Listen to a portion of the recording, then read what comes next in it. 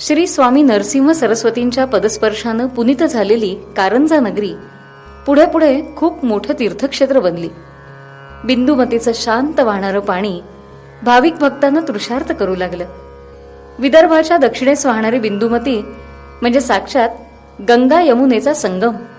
राव रंक, ज्येष्ठ कनिष्ठ, आबाल वृद्ध, स्त्री पुरुष असा कुठलाच भेद न करणारी बिंदुमती अमृताची धारा होऊन वाहतीये. जणू हे पाणी श्री स्वामी नरसिंह सरस्वतींचे स्फटिकप्राय चरित्र सांगते. कारंजा परिसराची भूमी सुद्धा नैसर्गिक दृष्ट्या संपन्न झाली. स्वामीजींच्या अस्तित्वाचा गंध इथल्या पाना फुलातून वाहतो.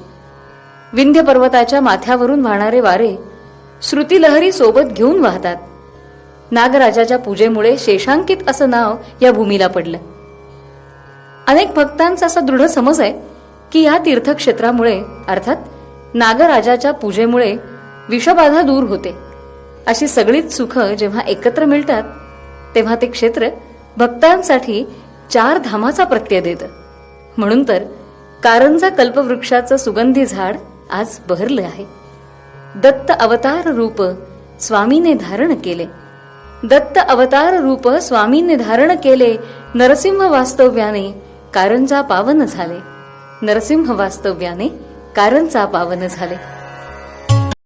दत्त अवतार रूप स्वामीने धारण केले, नरसिंह वास्तव्याने, नरसिंह वास्तव्याने कारंजा पावन झाले.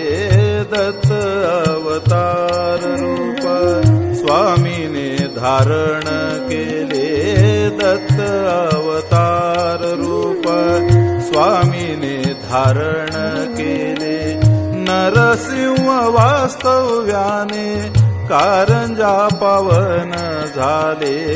दत्त अवतार रूप स्वामीने धारण केले, दत्त अवतार रूप. बिंदुमती वाहता है संगम यमुना गंगा, बिंदुमती वाहता है संगम यमुना गंगा.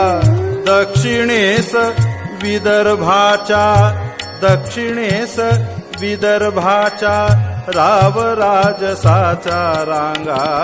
दत्त अवतार रूप स्वामीने धारण केले, दत्त अवतार रूप.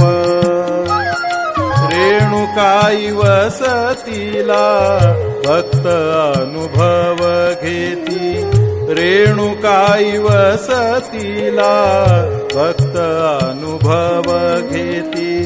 विंध्य पर्वताचा माथा, विंध्य पर्वताचा माथा श्रुती लहरी वाहती. दत्त अवतार रूप स्वामीने साधका माहेर, दत्त साधका माहेर. 4 धाम इथे आले,